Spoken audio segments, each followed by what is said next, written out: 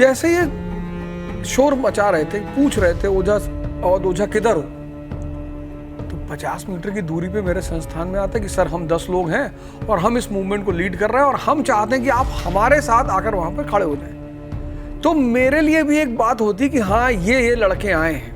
पहली बार मैंने देखा हिंदुस्तान में कि जहां घटना घटी, जो उसका ओनर है, जो उसका मालिक है, उसका कहीं नाम ही नहीं है। आपके बच्चों के लिए बहुत अच्छा सोल्यूशन है कि आप हाइब्रिड मोड में एडमिशन कराएं, कहीं भी कराएं। ये जो टर्म बच्चे दे रहे हैं कोचिंग माफिया, आप एक प्रण ले लो कि साहब हमको कोचिंग जाना ही नहीं है। आपकी जरूरतों से ही तो कोचिंग पैदा हुई, आपकी जरूरतों से ही तो कोचिंग पैदा हुई। दिल्ली के ओल्ड राजेंद्र नगर में एक कोचिंग संस्थान के बेसमेंट में पानी भरने की वजह से 3 स्टूडेंट्स की मौत हो जाती है। इससे पहले करंट लगने से एक स्टूडेंट की मौत हो गई।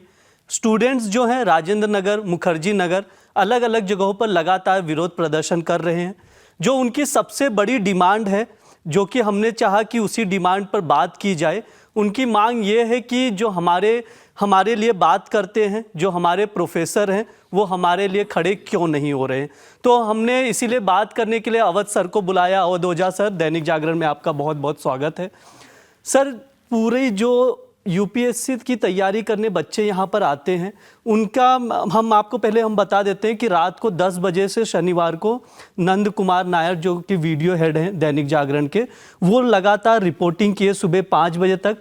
उसके अगले दिन हमारी टीम कंटिन्यू से 5 दिन से रिपोर्टिंग कर रही है। सब बच्चे सिर्फ एक ही मांग कर रहे हैं कि अवध ओझा सर कहाँ हैं या दूसरे प्रोफेसर कहाँ हैं। सर, आप क्या कहेंगे इस पर? नहीं, जहां वो मांग कर रहे हैं, जिस जगह पे मांग कर रहे हैं, उस जगह से 50 मीटर की दूरी पर मेरा संस्थान है। जब आप कहीं जाते हो, जैसे हमारी एक नैतिक जिम्मेदारी शिक्षक के रूप में, हमारी एक नैतिक जिम्मेदारी नागरिक के रूप में। अब कहीं भी भीड़ अगर खड़ी होती है तो आप सीधे जाके उस भीड़ का हिस्सा नहीं बनोगे, क्योंकि भीड़ का कोई चेहरा नहीं होता, पहली चीज। फिर मैंने इतने सारे उदाहरण देखे। बिहार में एक डीएम की हत्या भीड़ ने की, बिहार में यूपी में ज़ियाउल हक साहब डीएसपी थे, उनके बेचारे के शिकार हुए। जैसे ये शोर मचा रहे थे, पूछ रहे थे अवध ओझा किधर हो, तो 50 मीटर की दूरी पे मेरे संस्थान में आता है कि सर हम 10 लोग हैं और हम इस मूवमेंट को लीड कर रहे हैं और हम चाहते हैं कि आप हमारे साथ आकर वहां पर खड़े हो जाएं। तो मेरे लिए भी एक बात होती कि हाँ ये लड़के आए हैं। भीड़ अगर बुलाती है, भीड़ में किसका चेहरा आप जानते हो। अगर मैं वहां जाता, मैं खुद से चला जाता और कोई भी अराजकता वहां फैलती, तो प्रशासन और परिवार दोनों वो मुझे दोषी ठहराते कि आप तो बड़े हैं, आप तो जिम्मेदार आदमी हैं, आपने ऐसा कदम कैसे उठा लिया। तो इसी कुछ उसमें मैंने कहा नहीं, मैंने तो सबको मैसेज भी किया, मैंने कहा तुम बताओ क्या मांग है। मैंने इनकी मांगे ड्राफ्ट की, स्टूडेंट चार्टर मैंने बनाया, मैंने इनको स्टूडेंट चार्टर भेजा कि साहब ये मांगे हैं तुम्हारी, मैं इसको रखता हूँ प्रदेश के प्रतिनिधि के सामने भी, केंद्र के प्रतिनिधि के सामने भी। तो किसी भी चीज़ का एक स्वरूप होता है, व्यवस्था होता है। ऐसा नहीं होता कि आपको लोग बुला रहे हैं, कौन बुला रहा है, ये तो स्पष्ट होना चाहिए ना कि कौन बुला रहा है। क्योंकि इसलिए मैं ये चीज़ आपसे पूछा, वहाँ पर जो बच्चे थे वो बहुत ज़्यादा आपसे उम्मीदें रखते हैं। मतलब जितने भी बच्चे मिले कहते कि हम अवध सर को सुनते हैं, हम उनको गुरु मानते हैं, वो जो हमें तैयारी के लिए बताते हैं कि आप इस तरीके से, इस प्रक्रिया से तैयारी करें, हम सब सुनते हैं। लेकिन अब हम सर से बात करना चाह रहे हैं, सर हमारे लिए खड़े हों, जो हमारी मांगे हैं उसको सबके सामने रखें। ऐसा मतलब वो आपसे रिक्वेस्ट कर रहे हैं लगातार बच्चे। अभी मैंने आज सुबह की बात है, एक मैसेज आया कि सर हम चाहते हैं आप आएँ। हमने कहा तुम्हारा नाम क्या है? सर नाम नहीं बताएंगे। मैसेज पड़ा हुआ है मेरे पास, सर नाम नहीं डिस्क्लोज कर पाएंगे सर, और नाम नहीं बता पाएंगे। ऐसे कौन जाएगा किसी से मिलने के लिए? आपको बताना पड़ेगा। और फिर सबसे बड़ी बात ये होती है कि हर आंदोलन का, विद्रोह का नहीं, आंदोलन का एक स्वरूप होता है, कौन उसे लीड कर रहा है, क्या आपकी मांगे हैं, आप वो मांगे लेके। पहली बार मैंने देखा हिंदुस्तान में कि जहां घटना घटी, जो उसका ओनर है, जो उसका मालिक है, उसका कहीं नाम ही नहीं है। ना तो मालिक का कहीं पे नाम है, ना उसके गिरफ्तारी की मांग है, उस व्यक्ति का कहीं कोई नाम ही नहीं है। नाम किसका है? अवध ओझा का। ट्विटर पर ट्रेंड कौन कर रहा है? अवध ओझा। राव आईएएस सर्कल का जो ओनर है वो ट्रेंड किया ट्विटर पे, जबकि ओरिजिनली ट्रेंड किसको करना चाहिए था? राउज आईएएस के मालिक को, कि इनको अरेस्ट किया जाए, इनको गिरफ्तार किया जाए, इनसे जवाब मांगा जाए कि ऐसा कैसे घट गया। और वो भी तब घट गया जब एक लड़की ने आपकी शिकायत ऑलरेडी एमसीडी को कर रखी है। उस लेडी ने आपका रिमाइंडर भी डाला, इसका मतलब कहीं ना कहीं उस लड़की की आवाज आप सबने मिलकर दबाई। तो ये तो दोनों, जो जहां उसने एमसीडी में रिमाइंडर डाला वो, और जो इसके ओनर है वो, इन दोनों को ट्रेंड करना चाहिए कि आप इनको ट्रेंड करो, तभी तो पब्लिक दबाव बनता। पब्लिक को तो हिंदुस्तान में लगा कि ये सारी घटना अवध ओझा ने करा दी। जो मेन कल्प्रेट है उनका कहीं नाम ही नहीं है। क्योंकि ये राउज आईएएस की बात सिर्फ एक इंस्टीट्यूट की बात नहीं है। वहाँ पर जब हम रिपोर्ट कर रहे थे तो बच्चे कह रहे थे 99% ऐसे इंस्टीट्यूट हैं जो बेसमेंट में कोचिंग सेंटर चलाते हैं, 500 बच्चे भरे जाते हैं, या फिर लाइब्रेरी चलती। इसी वजह से शायद 13 इंस्टीट्यूट की लाइब्रेरी जो बेसमेंट में बनी थी वो सील भी की गई। इसका सोल्यूशन क्या है? क्यों कोचिंग इंस्टीट्यूट ऐसा कर रहे हैं सिर्फ अपनी प्रॉफिट मोटिव के लिए? नहीं, इसका बड़ा प्यारा सॉल्यूशन। हाँ, आज से 10 साल पहले, भाई मेरी क्लासेस है अवध ओझा क्लासेस, पूसा रोड पे 3rd फ्लोर पे कल्याण ज्वेलर्स के ऊपर। मैं लड़के आते हैं, अगर वो मुझसे कहते हैं सर हम यहाँ अफोर्ड नहीं कर सकते सर, मैं उनसे सीधे कहता हूँ देखो यार, हाइब्रिड क्लास चल रही है, ये बहुत अच्छा सोल्यूशन है। मैं आपके मंच के माध्यम से अभिभावकों से कह रहा हूँ कि आपके बच्चों के लिए बहुत अच्छा सोल्यूशन है कि आप हाइब्रिड मोड में एडमिशन कराएं, कहीं भी कराएं। वही टीचर दिल्ली के पढ़ा रहे हैं, वही क्लास, क्योंकि जो हम क्लास में पढ़ाते हैं वही डायरेक्ट रिले हो रहा होता है। तो हाइब्रिड मोड उसका इतना प्यारा मोड है कि आप ऑनलाइन पढ़ लीजिए, उसका ये सबसे प्यारा सॉल्यूशन है। क्योंकि जगह तो बढ़ाई नहीं जा सकती, राजेंद्र नगर का जो एरिया है वो तो उतना ही रहेगा। तो अब जब हम उस एरिया को एक्सटेंड नहीं कर सकते, हम सारी, अब 13 लाइब्रेरी सील हुई है लगभग, तो वो सारी लाइब्रेरीज कहाँ 1st फ्लोर 2nd फ्लोर पे आ पाएंगी? स्पेस ही नहीं है।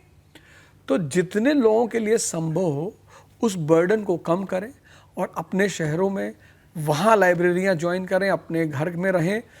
मुझे लगता है कि आज के समय में अगर कोई बच्चा ऑनलाइन क्लास लेता है, हाइब्रिड मोड में क्लास लेता है, उसका फीस का पैसा बचेगा, उसका दिल्ली का खर्चा बचेगा, उसका दिल्ली का पोल्यूशन, कितनी सारी मुसीबतों से वो बचेगा। और पढ़ना ही तो है।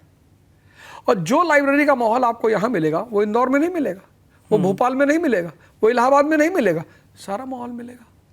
इससे अच्छा माहौल मिलेगा। इससे मैं यहाँ था, जब मेरी कोचिंग खत्म हुई मैं वापस इलाहाबाद चला गया। जिस दिन मेरी कोचिंग खत्म हुई उसके ठीक 1 हफ्ते बाद मैं वापस इलाहाबाद चला गया, क्योंकि मुझे पता था कि मैं मिडिल क्लास फैमिली से हूँ, इतना पैसा मैं अफोर्ड, जबकि उस वक्त हाइब्रिड और इंटरनेट और ऑनलाइन का तो कोई मुद्दा ही नहीं था। क्योंकि इलाहाबाद, इंदौर, भोपाल, पटना, ये सब ऐसे शहर हैं जहाँ अब लगभग सारी सुविधाएं हैं, लाइब्रेरियाँ हैं, सस्ते शहर हैं। और फिर ठीक है, आपका पहले कंसर्न था कि साहब हम दिल्ली के टीचरों से पढ़ेंगे, ठीक है, आप यहाँ एडमिशन लो, हाइब्रिड करो। जब आपको लगता हो कि साहब हम थोड़ा 10 दिन ऑफलाइन भी कर लें, आप आके ऑफलाइन भी कर लो। ये उसका सबसे अच्छा सोल्यूशन, क्योंकि आप राजेंद्र नगर के एरिया को नहीं बढ़ा पाओगे। या तो फिर आप फिल्म सिटी जैसा कोई नया नगर बसाओ, जहाँ नॉलेज पार्क जैसा, जहाँ सिर्फ कोचिंग हो, इंस्टीट्यूट्स हो, रेजिडेंशियल एरिया हो, तब उसका परमानेंट सोल्यूशन हो पाएगा। मैं बोलता हूँ सर, आपकी बात सही है कि यहाँ पर आप बच्चे हाइब्रिड मोड में पढ़ सकते हैं, ये एक उनके पास एक सॉल्यूशन बेस्ड चीज़ें हैं। लेकिन अगर कोई बच्चा वहाँ पर पढ़ना चाह रहा है, इसका मतलब ये नहीं कि कोचिंग संस्थान जो स्टोरेज रूम है बेसमेंट के नीचे, उसके नीचे ही लाइब्रेरी या कोचिंग चलाए। हाँ, नहीं बिल्कुल, इसका मतलब ये कतई नहीं है कि वो बेसमेंट में चलाए। अब आज का जो युग है वो कमर्शियल युग है, बच्चा भी तो तैयार है बैठने के लिए। उस एक लड़की ने उस लाइब्रेरी की शिकायत की, अगर वहाँ बैठा हुआ 500 लड़का उसके साथ मिल गया होता तो ये घटना घटती। भाई जैसे कोचिंगें हैं, उनकी क्लासेस भाई उसमें चलती बेसमेंट में, लड़के कहते हैं साहब कि साहब हम नहीं पढ़ेंगे बेसमेंट में, ये तो लॉ ही नहीं है सर। अब अगर 10 क्लास बेसमेंट में चल रही है तो 300 के हिसाब से 3000 लड़के हुए, 3000 लड़के का प्रोटेस्ट करते हैं कि साहब हम बेसमेंट में नहीं पढ़ेंगे, तो उसका तो असर कोचिंग मालिकों पे पड़ेगा। लेकिन जब आप एक्सेप्ट करते हो कि ठीक है सर हम पढ़ लेंगे सर, हम पीछे बैठ लेंगे सर, तो फिर तो वो तो आपकी एक्सेप्टेंस है ना। वो तो कंज्यूमर डिमांड करेगा कि साहब हमको ऐसा चाहिए, हमको ऐसा, हम पैसा दे रहे हैं साहब, हमको इस तरह चाहिए। और फिर community demand, consumer plus community, एक आदमी की डिमांड नहीं सुनी जाएगी। लेकिन सर इसमें एक चीज़ मैं आपसे और चीज़ समझूंगा, आपने बताया, लेकिन जिस तरह से कोचिंग माफिया का बार बार बच्चे लोग जिक्र कर रहे थे कि हर जगह कोचिंग माफिया पैदा हो रहे हैं, हाँ हाँ बिल्कुल। तो इस पे कैसे रोक लगेगी? Demand is equal to supply. जहां भी डिमांड होगा, ये जो टर्म बच्चे दे रहे हैं कोचिंग माफिया, कोचिंग माफिया, आप एक प्रण ले लो कि साहब हमको कोचिंग जाना ही नहीं है। आपकी जरूरतों से ही तो कोचिंग पैदा हुई। आज जो ये कोचिंग इंडस्ट्री पैदा हुई, इसकी मूल जड़ कहां है? इंडिया की एजुकेशन फेलियर में। हमारा जो सिस्टम है वो चतुर्लिंगम मॉडल ज्यादा पैदा कर ले रहा है। सबको हड़बड़ी है, सबको एक इंडस्ट्री ने ग्लैमर दिखा रखा है, एक सपना दिखा रखा है कि साहब हम ये कर देते हैं, हम ये कर देते हैं, हम ये कर देते हैं। तो जब सारे लोग भाग रहे एक तरफ, तो कोचिंग तो यार पैसा कमाएगी भाई। वो तो उसको कौन मना करेगा? जिसकी अब मेरी कोचिंग में 50,000 लड़के एडमिशन ले रहे, तो मैं कैसे मना कर सकता हूं? फिर आप हमको कह रहे हैं कोचिंग माफिया। भाई माफिया तो वो है जो जबरदस्ती आपकी जमीन कब्जा कर ले, उसको लैंड माफिया कहते हैं। खनन माफिया जो जबरदस्ती आपका बालू निकाल के ले जा रहा हो, खनन माफिया। कोयला माफिया जो जबरदस्ती कोयला लेके जा रहा है। कोचिंग इंडस्ट्री में कौन आपको जबरदस्ती पकड़ के लाके एडमिशन कराता है आपकी? ये तो शब्द ही इररिलेवेंट है, कोचिंग माफिया। आप अपनी विल से आते हो, और जब आप अपनी विल से आते हो तो फिर आप उसको माफिया कहने का कोई हक नहीं। आप डिमांड कर रहे हो, लोग सप्लाई कर रहे हैं। तो मतलब ये ऐसे ही चलता रहेगा सब कुछ? नहीं नहीं, ऐसा नहीं चलना चाहिए। हाँ, तो इसका सॉल्यूशन, क्योंकि बच्चे चाह रहे थे कि हर चीज़ का उनको सॉल्यूशन मिले, वो प्रॉब्लम्स में हैं, इसलिए मैं बार बार मैंने आपसे रिक्वेस्ट भी किया आप आए, दैनिक जागरण में बात करें, हम लोगों तक जो जितने भी स्टूडेंट्स हैं उन तक आपकी बात जो है पहुंचाएं। इसीलिए मैं आपसे बार बार यही चीज़ कह रहा हूँ, हर चीज़ का बच्चे सॉल्यूशन चाहते हैं। बिल्कुल नहीं, अब यूनिवर्सिटी और कॉलेज में तो यूनियंस होते हैं। यहाँ कंपटीशन की फील्ड में यूनियन की संभावना नहीं है। लड़का आया, फिर तैयारी किया, जो लड़का तैयारी कर रहा है वो यूनियन में पार्टिसिपेट नहीं कर सकता। तो एक तो ये यूनियन विहीन सेक्टर है।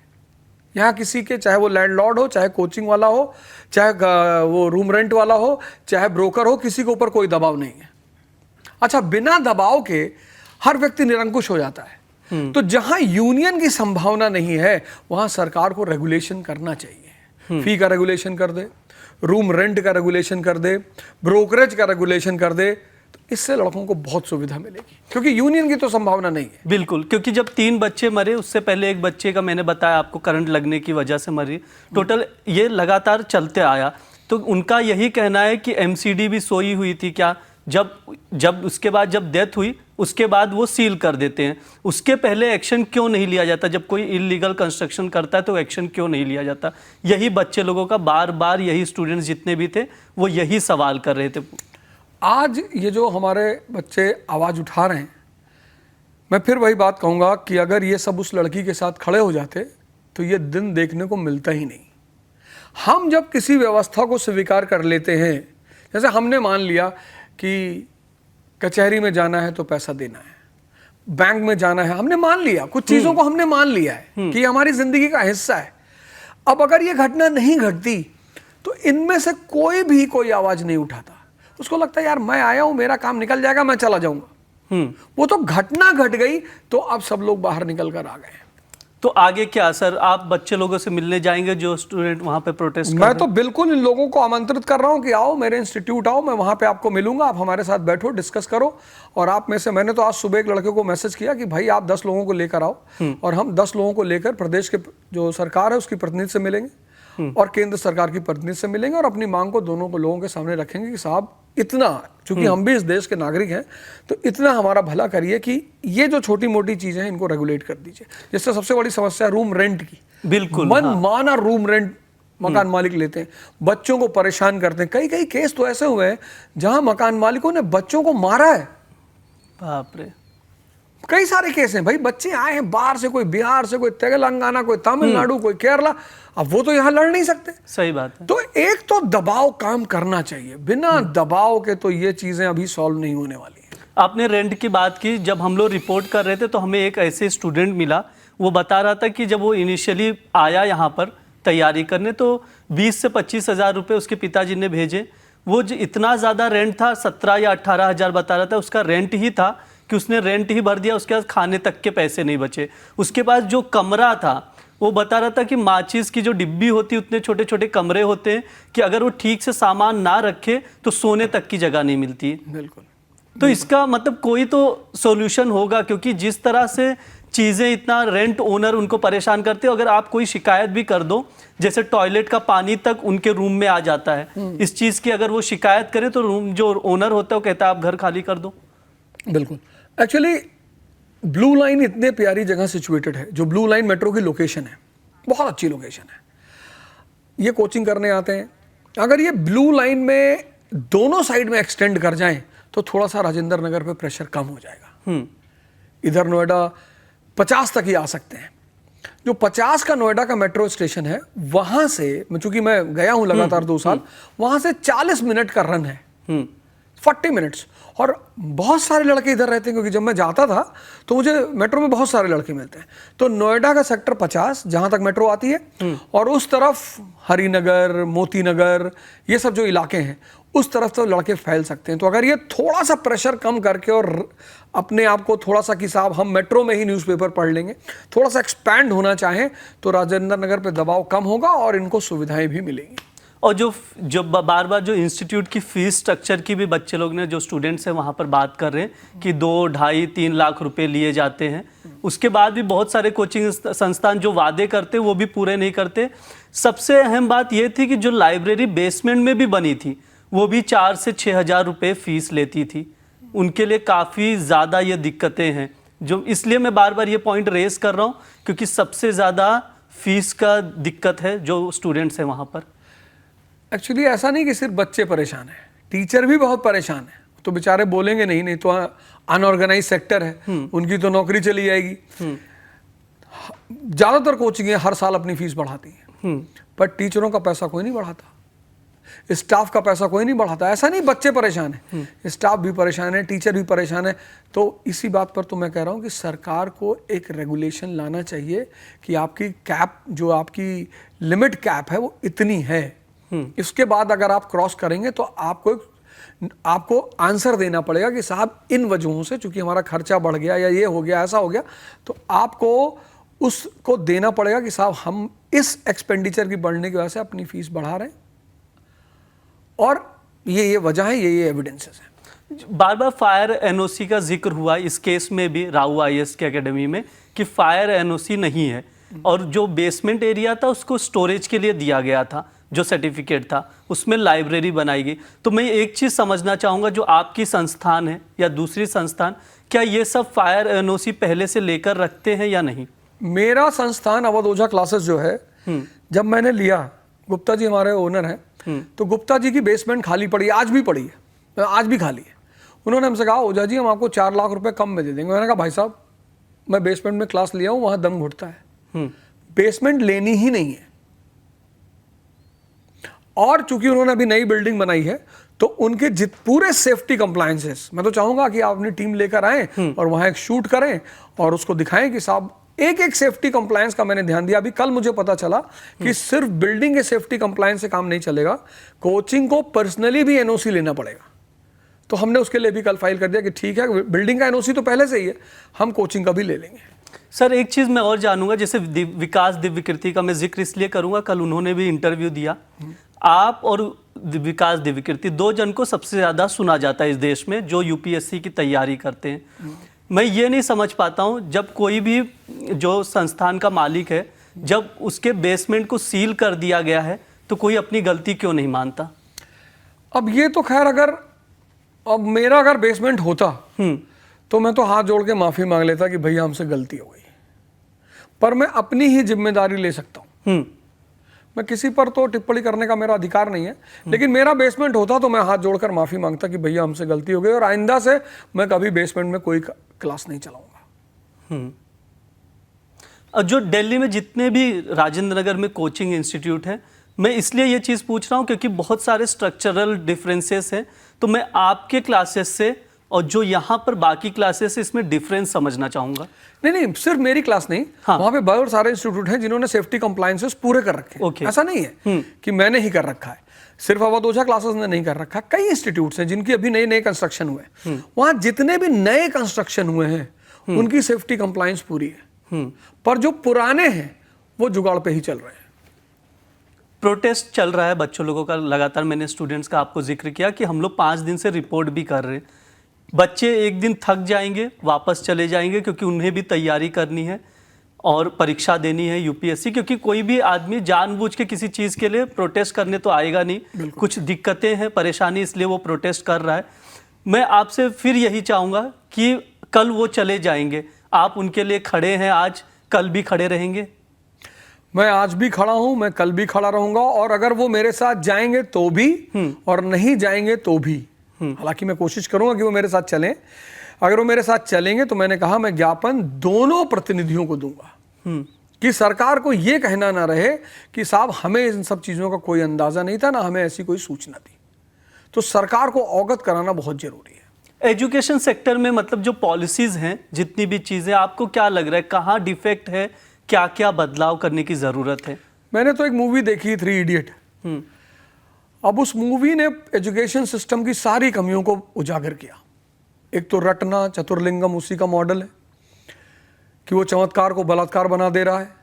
रटने ही पद्धति पर एजुकेशन सिस्टम चल रही है। राजू और फरहान एजुकेशन लेने के बाद भी डिप्रेशन के शिकार हैं। कॉन्सेप्चुअल क्लियरिटी नहीं है कि लाइफ में करना क्या है।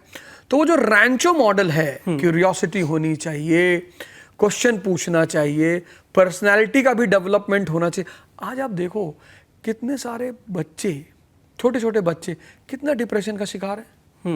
हम इतना स्कूल में, हमारे ज़माने में लोग स्कूल में और घर पे सब जगह मार खाते थे, कोई डिप्रेशन में नहीं होता था। आज कोई कहीं मार नहीं खा रहा है तो सब डिप्रेशन में है। तो अगर एजुकेशन एंथुजियाज्म और पर्सनालिटी को नहीं डेवलप कर पा रही, फिर उस एजुकेशन का फायदा ही क्या है? तो एक ओवरहॉलिंग एजुकेशन की बहुत ज़रूरी है। सॉल्यूशन पे सर मैं चाहूँगा आप सॉल्यूशन बताइए इसका। अप्लाइड एजुकेशन, जैसे हम जापान की एजुकेशन है कि वो एप्लीकेशन पे ज़्यादा। एक तो हमारी एग्जामिनेशन पद्धति जो स्कूलों की है वो बिल्कुल परसेंटेज पद्धति, किसी काम की नहीं। एग्जामिनेशन पद्धति किसी काम, ये सब दबाव के सिवा कोई काम नहीं करते, अननेसेसरी दबाव करते हैं। काउंसलिंग मस्ट होनी चाहिए। हर स्कूल में एक सेल होना चाहिए जो काउंसलिंग करे बच्चों का।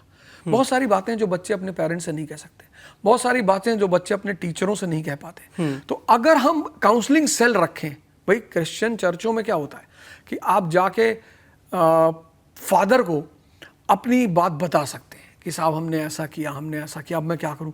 तो एक तो एग्जामिनेशन पद्धति, परसेंटेज पद्धति, काउंसलिंग सेल मस्ट है। काउंसलिंग सेल मतलब आज के समय में जिस तरह से लड़के जा रहे हैं साइकोलॉजिस्ट और डॉक्टरों के पास और दवा खा रहे हैं और स्कूल के टीचर रिकमेंड कर रहे हैं, तो काउंसलिंग सेल अनिवार्य है। दूसरी बात यह है कैरियर ओरिएंटेशन कि भाई आपको कहाँ जाना चाहिए। सब लड़का, एक लड़का क्लास में आईएएस की तैयारी करने आएगा, सब लड़का आईएएस की तैयारी करने आएगा।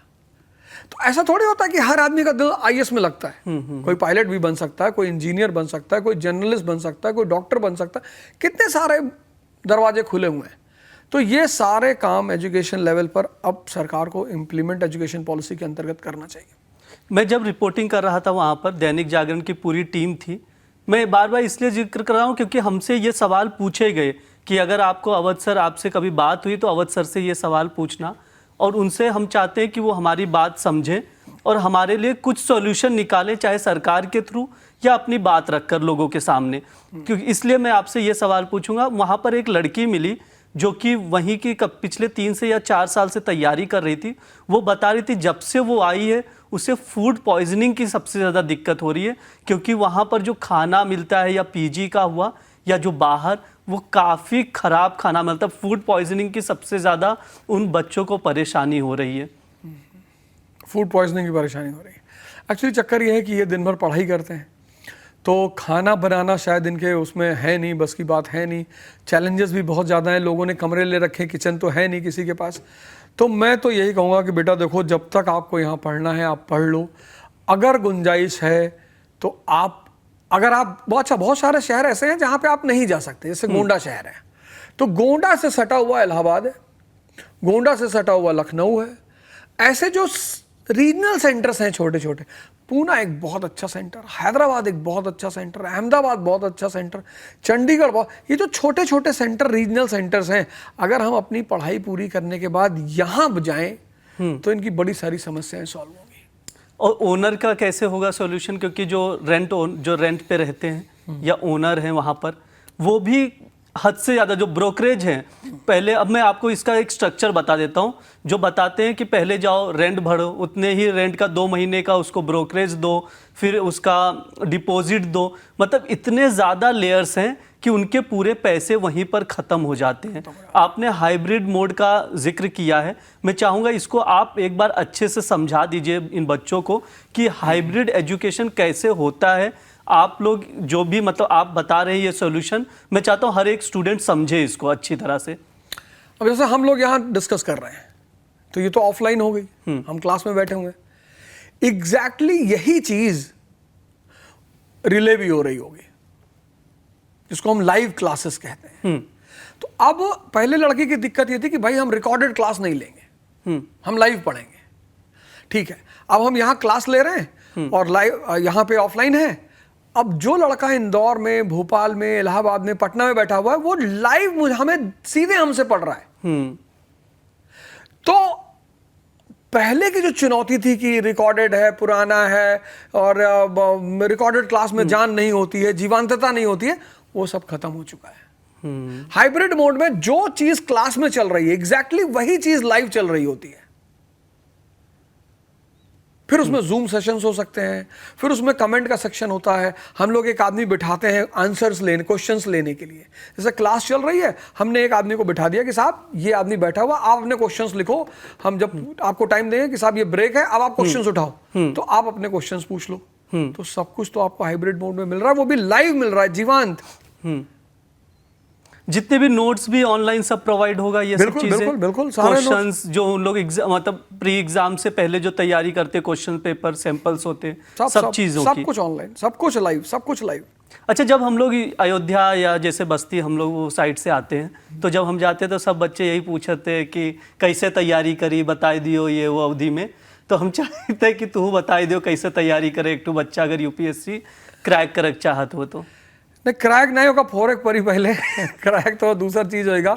हाँ। गोंडा बस्ती बहराइच वाला होगा, फोरेक परी हो। फोरेक लिए होगा करे की है कि सबसे पहले अपन बेस आधार बहुत मजबूत करे परी। अब जैसे चलाए, बस्ती से चलाए, बहराइच से चलाए, गोंडा से चलाए, अब ये लोग चलाए और कहते हैं इनसे पूछो कंपाउंड का होता है, तो कहते हैं कंपाउंड इंटरेस्ट। अरे हमने कहा साइंस में कंपाउंड होता है। तो अब जे का कंपाउंड नहीं पता है, लैटिट्यूड नहीं पता है, और स्टेम का पता है, सेल के बारे में नहीं पता, साइटोप्लाज्म, मतलब कुछ बेसिक में पता ही नहीं है। तो का पहला चरण में ही करे कि अपन आधारशिला मजबूत करे के एनसीईआरटी पढ़े, कहा कि बहुत लड़के हमारे यहाँ क्लास 10th के बाद ह्यूमैनिटीज नहीं पढ़ते हैं, और अगर पढ़ते हैं तो फिर ह्यूमैनिटीज के पढ़ाई 11th 12th के कोई माने ही देश में नहीं रखा थी। ये साइंस स्ट्रीम का लेके ही देश बहुत फेमस है। तो पहले आधारशिला तैयार कर ले, और ओकरे बाद जो है अनसॉल्व उठावे मेंस क्या, अनसॉल्व उठावे प्रीलिम्स क्या, और सिलेबस उठावे, 3 चीज उठावे अनिवार्य है। जितना लड़का ये 3 चीज बिना उठाए तैयारी करी है, वह कयामत तक तैयारी करी है। क्योंकि उन्हें पता ही ना चली का पढ़े है और का तैयार करेगा और कहाँ से का निकालेगा। और आजकल तो सबसे मजेदार बात ही है, जैसे हम ही एक प्रोग्राम शुरू किए ना, सिमसिम। सिमसिम प्रोग्राम में कहा है कि आपका यहां तक हम बताए हैं कि कौन शर्ट पहन के बैठ के पढ़े चाहिए कोने महीना में।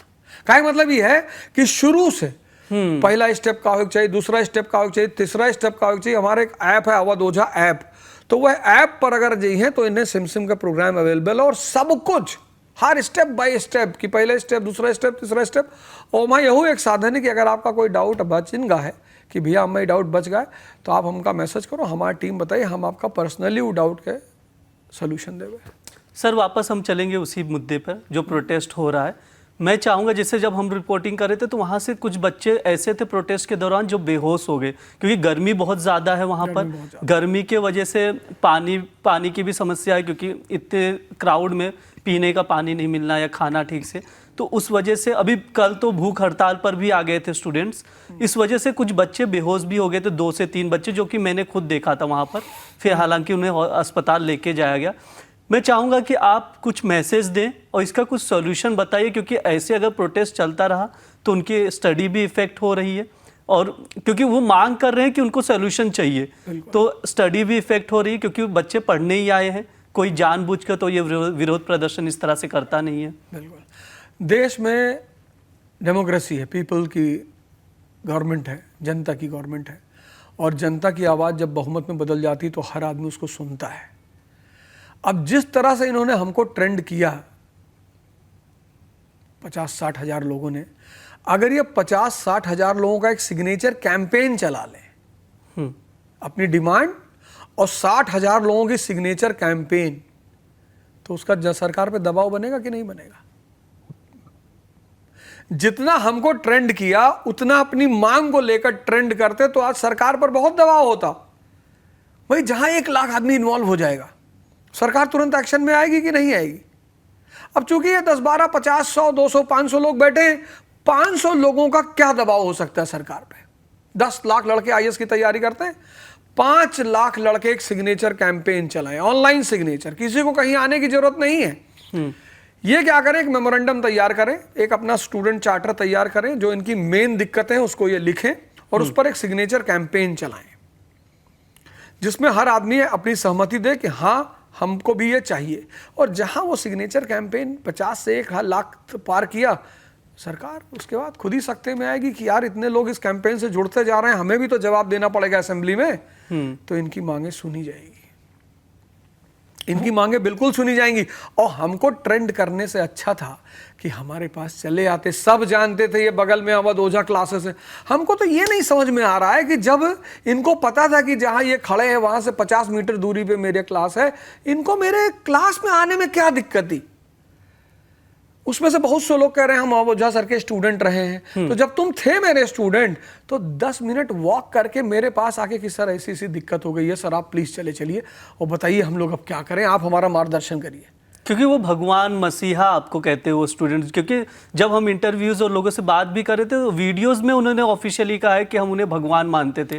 नहीं, भगवान माने या ना माने, भाई अर्जुन भी जब युद्ध शुरू हुआ तो कृष्ण को बुलाने गए ना, कि कृष्ण अपने आप भाग के चले आए, क्या भैया अर्जुन तुम लड़ने जा रहे हो, चलो हम तुम्हारे साथ लड़ने जा रहे हैं। आते बैठते एक फॉर्मेट बनता, हम डिसाइड करते कि ऐसे कदम उठाएंगे, प्रशासन को सूचित करते कि साहब हम जंतर मंतर पे बैठने जा रहे हैं, तब वो चीज विधिवत होती कि नहीं होती? जो चीज लॉ एंड ऑर्डर कहती है वो चीज कितनी कितनी बढ़िया होती। ये 20-25 लोग आते, हम कहते चलो भाई ठीक है, एक मेमोरेंडम बनाते, चलो सब जंतर मंतर पे बैठेंगे, वहीं हंगर स्ट्राइक करेंगे कि हमारी मांगे सुनी जाए। सरकार हमारी मांगे सुनती, हम वापस आते, वो हमें बताते कि साहब इतने दिन में हम काम कर देंगे, ठीक है हम बात सुन लेते, नहीं करते तो फिर हम अपना दूसरा स्टेप देखते। तो सरकार को मतलब मैं चाहूँगा आप एक मैसेज दें कि किस तरह की पॉलिसी और फ्रेमवर्क बनाने की ज़रूरत है जितने भी इश्यूज़ हैं इसको टैकल करने के लिए। सरकार सबसे पहला काम ये करे कि एक रेगुलेटरी बॉडी इसकी जरूर बनाए, कोचिंग इंडस्ट्री की, बहुत जरूरी रेगुलेटरी बॉडी। उस रेगुलेटरी बॉडी के सामने क्या करना है, कोचिंग में स्टूडेंट को रेगुलेट करना है कि मैक्सिमम 200 से ज़्यादा लड़का किसी क्लास में नहीं बैठेगा, मैक्सिमम बैठेगा तो 200 लड़का बैठेगा, उससे ज़्यादा नहीं बैठेगा, जिससे कि कुछ तो लड़कों को पता चले कि हाँ भैया पढ़ाई हो रही है। क्लास में 50 बच्चों में टीचर परेशान हो जाता है, जैसे बाकी स्कूल कॉलेजेस में सीट्स लिमिटेड होते हैं ऐसा। तो इनको 200 की रिलैक्सेशन दी जाए कि आपके एक क्लास में 200 लड़के बैठेंगे, पहली चीज। दूसरी चीज सेफ्टी कंप्लायंस कम मैंडेटरी होनी चाहिए। तीसरी चीज कि भाई आपकी फीस की जिम्मेदारी संस्थान लेता है कि हाँ भैया हम इतनी फीस रख रहे हैं और ये हमारी रेगुलेटरी बॉडी, इतने साल तक हम इतनी फीस लेंगे। और चौथी, स्ट्रिक्ट विधान बनाया जाए कि अगर ऐसी घटना फिर किसी कोचिंग में घटती है कि लड़के संख्या में मरते हैं कोचिंग की जिम्मेदारी की वजह से, बिल्डिंग के कंस्ट्रक्शन की वजह से, एनओसी की वजह से, तो बिल्डिंग ओनर, कोचिंग मालिक और अधिकारी इन सब को आजीवन कारावास होना चाहिए। भाई रेलवे स्टेशन पर, जो भारतीय रेलवे स्टेशन है, वहां लिखा रेलवे आपकी संपत्ति है, कृपया इसे गंदा ना करें, कौन सुनता है? लेकिन मेट्रो पर विधान है, कार्रवाई है। यही दिल्ली मेट्रो कितनी साफ है, उसी दिल्ली मेट्रो पर वही यूपी, बिहार, पंजाब, केरला का आदमी चलता है और कितनी शराफत से चलता है। और उसी दिल्ली मेट्रो फिर वही यूपी, बिहार, पंजाब, केरला, तमिलनाडु का आदमी चलता है, कोई ख्याल नहीं रखता उसका। तो मैं चाहूंगा कि सरकार एक रेगुलेटरी बॉडी बनाए कोचिंगों की, अब तो बहुत आवश्यकता है उसकी, नहीं तो ये घटनाएं घटती रहेंगी, इन्हें कोई नहीं रोक पाएगा। एक आखिरी मैसेज मैं चाहूँगा आप स्टूडेंट्स को दें जो प्रोटेस्ट कर रहे हैं, क्या उन्हें प्रोटेस्ट बंद कर देना चाहिए या क्या करना चाहिए इस वक्त? मैं चाहूँगा क्योंकि वो आपको बहुत ज़्यादा मानते हैं, आप हुए या विकास जी हुए, जो दो आप लोगों को यूपीएससी एस्पिरेंट जितने भी लोग हैं सब सुन रहे होंगे इस वक्त, आपको लाइव देख रहे हैं अवध सर को, तो मैं चाहूँगा कि आप उन्हें बताएं कि इस वक्त उन्हें क्या करना चाहिए। नहीं, सबसे पहले तो मैं कहूँगा कि ठीक है, प्रोटेस्ट बहुत अच्छी चीज़ है, लेकिन अगर जैसे कि अभी दिल्ली गवर्नमेंट ने, आतिशी जी ने अपना वो जारी किया है कि हम इसको रेगुलेट करने जा रहे हैं, तो अगर सरकार रेगुलेट करने जा रही है, आपकी मांग मांगने जा रही है, तो आप प्रोटेस्ट को ख़त्म मत करिए, पर उसको बिल्कुल लीगल बना लीजिए। आप हमें बताइए, हम बताते हैं किससे मिलना है, आप चलिए मेमोरेंडम दीजिए, ज्ञापन दीजिए। और सरकार वैसे भी, आतिशी अभी तो हाईकोर्ट ने इस मामले को संज्ञान में ले लिया है। अभी जो न्यूज़ चल रही थी उसमें हाईकोर्ट ने जवाब मांगना शुरू कर दिया कि भाई हमको जवाब दो कि ऐसी घटनाएं घट क्यों रही हैं। तो गवर्नमेंट मशीनरी और गवर्नमेंट खुद उसमें आ चुकी है, किसी को शांत होने की जरूरत नहीं है, लेकिन सब लीगल फ्रेमवर्क के अंदर। जो लीगल फ्रेमवर्क है उससे बाहर कोई ना जाए। कोई प्रोटेस्ट करने की कोई मनाही नहीं है, आप जाइए, फिर से आप अपना काम शुरू करिए, आप अपने गोल की तरफ बढ़िए, आप अपना काम करिए और आप अपना मेमोरेंडम बनाइए। एक आप काउंसिल बना लीजिए 10-12 लोगों की, जो 10-12 लोग हैं, आप उनका एक काउंसिल बना लीजिए कि ये हमारे प्रतिनिधि हैं और ये हमारी तरफ से और सरकार की तरफ से सारे मुद्दे को देखेंगे। अगर सरकार उस मुद्दे को सुनती है तो सुनती है, नहीं तो फिर हम कोई और रास्ता अपनाएंगे। बिल्कुल, जैसा कि बच्चे, जब से हम लोग रिपोर्टिंग कर रहे थे, पिछले 5 दिन से लगातार दैनिक जागरण ग्राउंड पर है। मुखर्जी नगर हुआ, राजेंद्र नगर हुआ, जहाँ पर भी प्रोटेस्ट चल रहा था, सब कुछ हमने कवर किया। चाहे पीजी का स्ट्रक्चर कैसा हो, उसकी भी हमने अलग से स्टोरीज की थी। जितनी भी तस्वीरें थी वो हम आप तक लेकर आए थे। जो रूम होता है बच्चों का, उसमें टॉयलेट का पानी जाता था या नाले की दिक्कतें हों, जितनी भी चीज़ें थी, या बेसमेंट में जो लाइब्रेरी बनी थी, कितनी छोटी छोटी स्पेस है कि उसमें से ठीक से निकला ना जा सके, वो भी तस्वीरें हमने दिखाई थी। हम लगातार इस पर रिपोर्ट कर रहे थे। सब बच्चों का, जितने भी स्टूडेंट्स थे, जितने भी उधर विरोध प्रदर्शन कर रहे थे, सबका सवाल एक ही था कि अवध सर कहाँ हैं। इस वजह से हमने अवध सर से संपर्क किया और हमने चाहा कि वो अपनी बात रखें, क्योंकि स्टूडेंट के जितने भी सवाल थे, हमने भी कोशिश की कि सर से सभी सवालों के जवाब लिए जाए और सर ने भी अपने जो बात थी वो हमारे दैनिक जागरण पर रखी है।